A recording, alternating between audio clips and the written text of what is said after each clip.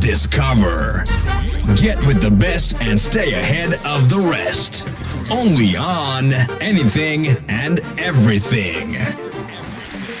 There is Romie Ali. I can see you are saying that I'm coming for the lamb biryani. Well done. At least you heard. Are you in UK now?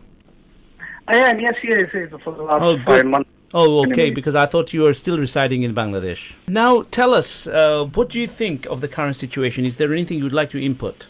You guys just mentioned that there is no mobile network internet. Yeah. I just called it mobile. There is a network. There is internet as well. Yeah, I just had very limited service. Very limited service. I've just had literally it's just come now that there is a mobile service but no social. Those that have Wi-Fi, it's working. I can see live on the camera, the CCTV cameras that I have in my building. I can see footage. Oh, you can, right? Okay. Let me check mine. The Wi-Fi is working. Okay. Let me check mine. That is literally hot news, though. It just came through to me now saying there is. So that people are now getting some net. But the social media is shut down. Like I said, it's very limited service. So it's going to be very slow. Not working. Yeah, I've been sending messages on my family members' WhatsApp. After half an hour or 1 hour, they get to see the messages, but I'm not getting any responses. But I can see that they've been checked, they've been seen. How do you know they're checking it and not the government? I just called them on the mobile. Okay, that means this is what I have to do to find out what's happening in our place. Because I can still see there is no signal. But maybe they're releasing it bit by bit. My wife and my daughters in Bangladesh at the moment, they're coming back. They're supposed to come back on the 4th. But I'm not sure if the flight's been cancelled. If they're coming, because you can't get in touch. What are you supposed to do? No, I can get in touch with them, but I just want to know. Is their flight going to take place, though? And that's what should be okay by then, because there's still time. They're probably coming directly from Sylhet or coming from Dhaka? From Sylhet. Okay, so they're taking Biman then in that case.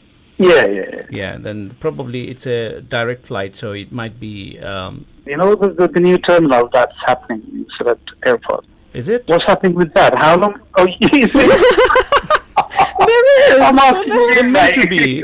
That's meant to be, but when? I've been hearing this for the last 20 years. Yeah, the work's been delayed, What is not delayed in Bangladesh? In this current situation, I'll be surprised if anything happens. Even the flights are delayed. Always. There's a 1 hour. They do the Bangladeshi timing, isn't it? If the flights are delayed every day, the thing about the whole system, everything is delayed. We've been hoping that there's going to be some more terminals in the Sylhet airport. Listen, we can give them 50 terminals, but the time delay will never ever go. It is embedded in the Bangladeshi blood. Do you reckon that there's going to be more other airlines going into Sylhet and coming from there? Not while the current government is in power. Until they actually expand the airport. They're unlikely. Other airlines will go in there. So if they do extend it, then going to Sylhet will be so much easier and cheaper. You know what the politics is like in Bangladesh. Even if they have another terminal, there's going to be so much politics, and there's going to be do's and don'ts and these and that. Yeah. First, by 1 year, there's going to be, I don't know if the... for a little period of time, they did allow other flights to land in Sylhet, and then they closed it down because they realized that actually the Biman's business was all going towards the other airlines. But while the current government is in place, I don't think any airline, any expansion, nothing will happen. I think I personally reckon that they should stop calling Sylhet Airport International Airport, because if it's really an international airport, then other airlines should be able to go there as well. Yes. And because at the moment it's only Biman going there, they are in high demand. They should call it Biman Airport instead, isn't it? It's bloody expensive. Yeah. Very. Double the price. I can't even imagine taking my 3 kids, my wife and myself, there every year, because the ticket, it's like a £1,000 per person. I can't even imagine that. Yeah. Mm-hmm. Why would it be that much? £1,000 on an off-peak time, but peak time it's about 17, 18, 2,000. Oh my God. Yeah, and first class, 2,400 to 2,800. Can you imagine? It used to be £500, £600 only a few years ago. Per person, off-peak I'm talking about. Yeah. But even though if it was peak time, like £800 maximum. Maximum. Yeah. Reasonable. So, at least you can go. What's happening with demand? Is it I don't know. Are the planes made of gold or something? Or definitely not, mate. I would say something totally filled with cockroaches. Filled with. Or the services that they provide, is it out of this world or some sort? It is out of this world for the wrong reasons. Why would it be this much? There's a limit to it, and they've crossed all the limits. Basically, you pay to be tortured on Biman. That's what it is. You know what? They don't even bloody listen to anybody. Nope. You know, all this complaints, all this rubbish that goes on every day. They're not bothered. They're like mafia people. You know, they don't care. But that's because it's in demand, isn't it?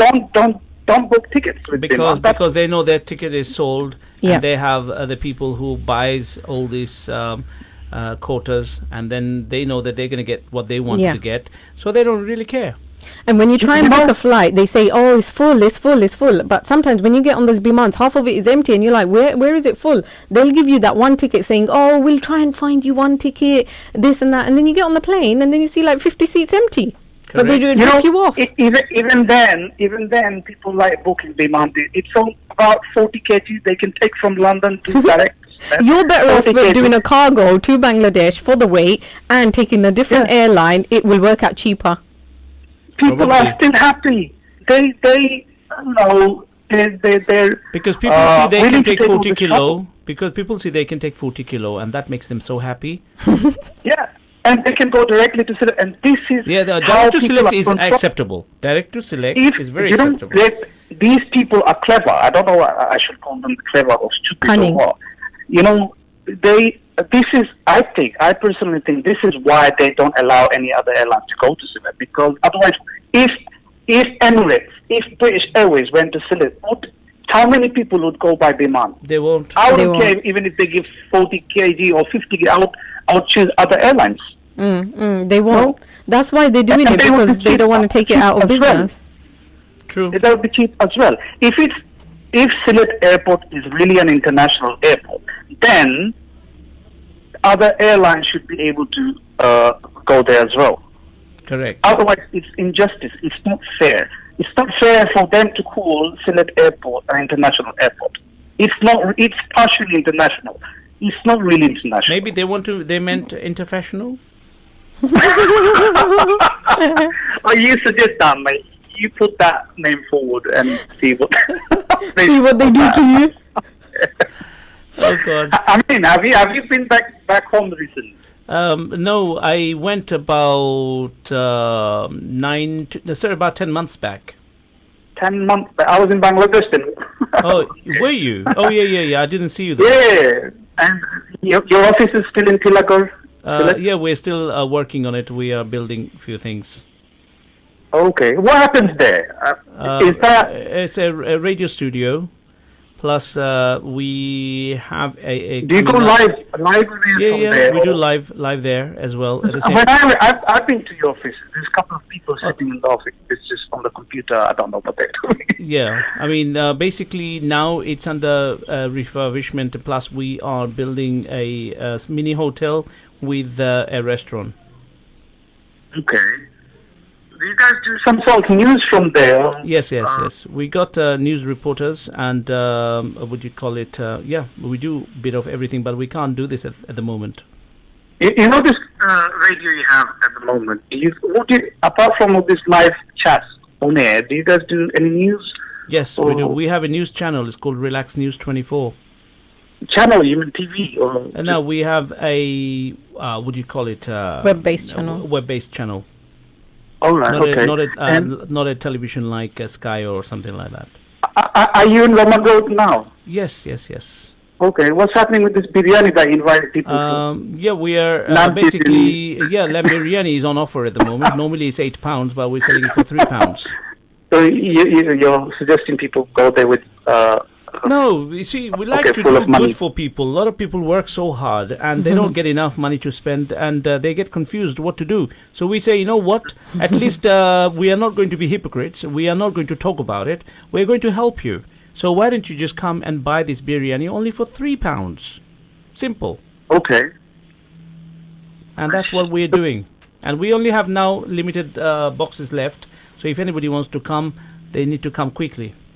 Boxes? What boxes? Biryani boxes? Biryani boxes, yeah. Takeaway boxes. Or they can come and eat inside. I see.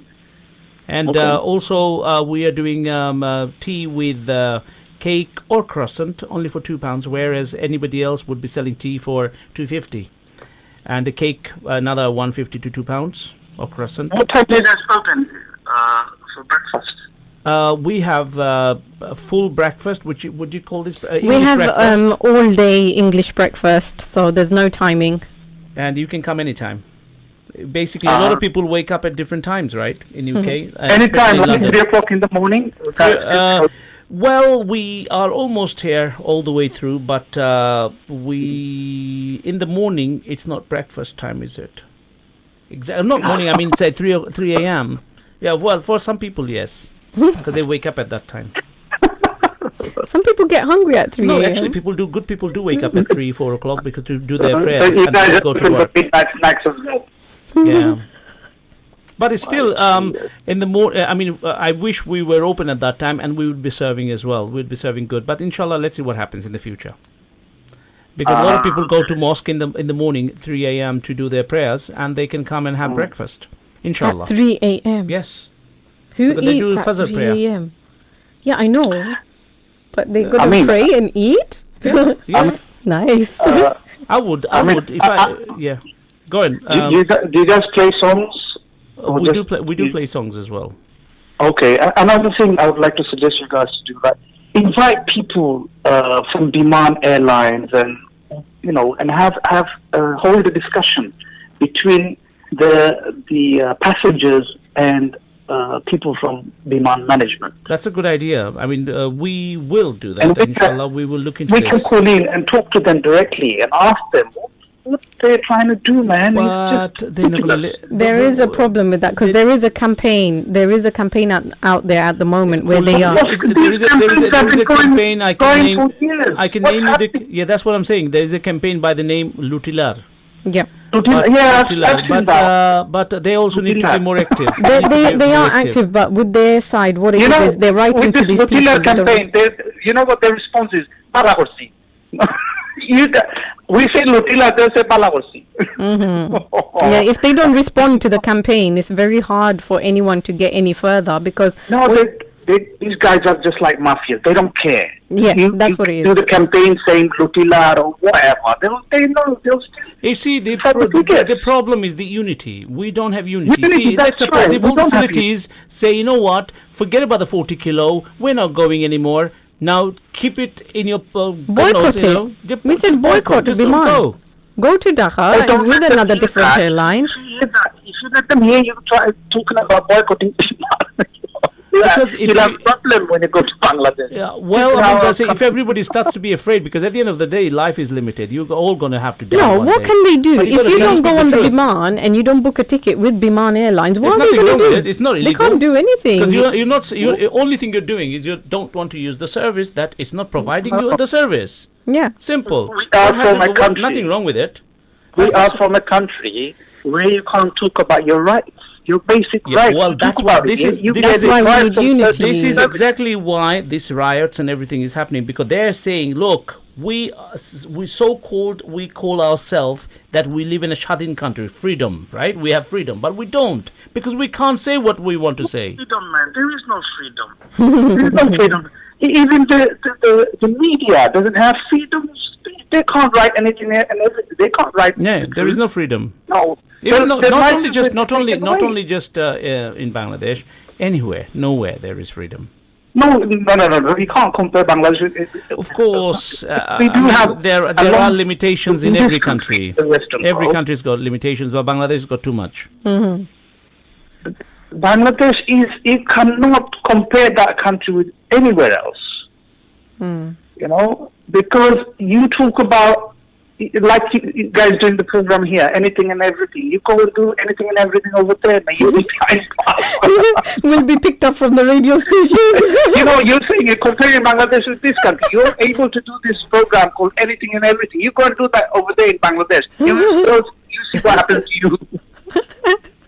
Actually, that's a good challenge. You won't last for very long. That's the problem. This is why we don't progress. No, man. Progression is stopped by these kind Other of thing is, things, obstacles. You know, we can only rise as a nation when we are going to do everything together. When in Bangladesh, in Bangladesh, there's so many different groups here. If 10 people gather and if 10 people get together, they try to form another group. Yeah, within these 10 people. Yeah, everybody's fighting for power, isn't it? You know, you probably heard of hair split, right? I think this Bengali split even worse. So much, they split too quick. Everywhere. We had this, what do you call it, reunion from our school, right? So you went to school? Were all together. I went to school. Wow, you went to school? And we had this reunion, right? And the reunion team had broken down to 2 teams. I said, why? The whole idea of reunioning is because to get everybody together. Why are you having split? And you know, in Bangladesh, because I've just come back from Bangladesh recently.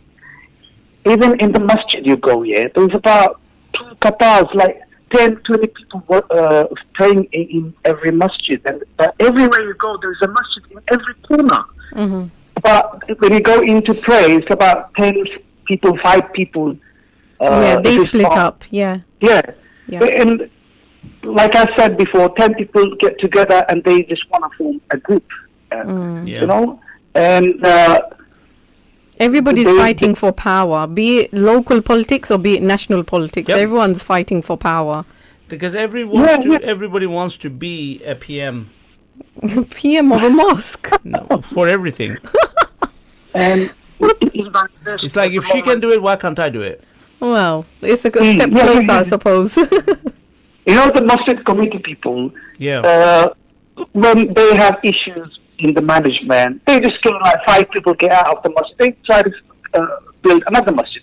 I would encourage local people to build another masjid. It's very similar to here as well. Sometimes, I mean, like over here too. My point is, why is the masjid been built? For people, so that people are able to pray. If like every time there's 5-10 people praying, so why would you want to build another masjid? Why? There's masjid in every corner, but when you go in, there's only limited people praying. There's only a couple of people here and there. But that is praying. one of the signs of the world ending, isn't it? There'll be so many mosques, but not enough people in them. Yeah. So there we go. So that's one of the signs. Yeah. Anyways, Romie, thank you very much for roaming. And, right, we will speak another time, and good to hear you back in the UK. And yes, we should get together, maybe come and join us in the radio shows, because he used to do radios. Of course. Right, so do come and join us if you have free time. Sit in the studio and talk with you guys there. Then. All right, then. You take care. All right. Thank you. Bye-bye. Thank you. Take care. Bye. Right, guys, you're listening to Relaks Radio. That was Romie, who used to work in the radio industry before, but he's been in Bangladesh for quite some time and just come back. And he has seen a lot more than what I do, because I just go for 3 days, 4 days, or a week. But he stayed there and probably was building his properties and things. But anyway, he's back. So, yes, we were talking about Bangladesh, the corruption, the current situation, and we're talking about what was the other thing? The Biman. The crisis. You know what's really sad and unfortunate is that Bangladesh was actually doing really well in terms of their growth, the economy and everything like that. I was really proud of the country. Yeah, they were doing really well. I was so proud of the system. I was proud of the Sheikh Hasina's management. I was kind of saying that things are at least working and things are going in the right order. Suddenly, what happened? She just got too cocky. I don't know. That's what it is. When people see the backing and they see the power, then they think, yep, now I can do anything I want to do because I've won the people over. And I think that's where she went really wrong. What she actually said was really, really bad. Faraon? It's out of order what she said and done. And, I don't support any political party. Yeah. It doesn't bother me which party is in power in Bangladesh. I just want what's right for the people there. But what she said, that is very hurtful. There's loads of people who have sold their land, have sold their assets to send their children to university, abroad, whatever it might be. And then you turn around and say, all these jobs are only for certain people. No, it doesn't because work like that. What's the point of all this education if they're going to actually not going to get what they are aiming to get? When you have already decided who you want to give it to. Yeah. Then what's the point of... And to also make that a public speech. Yeah. And to say it out there, that is out of order. Yeah, out of order. But there is always a day where everything has to go down. And maybe this is a chance for Khaleda to come out of prison as well. Then again, whether is Khaleda is going to do right? No. I don't mean that she's going to come in power. I know she's in prison and she's very unwell. Who should be in power? That's another question. Because I think the army needs to take over for a while. But then if army takes it over...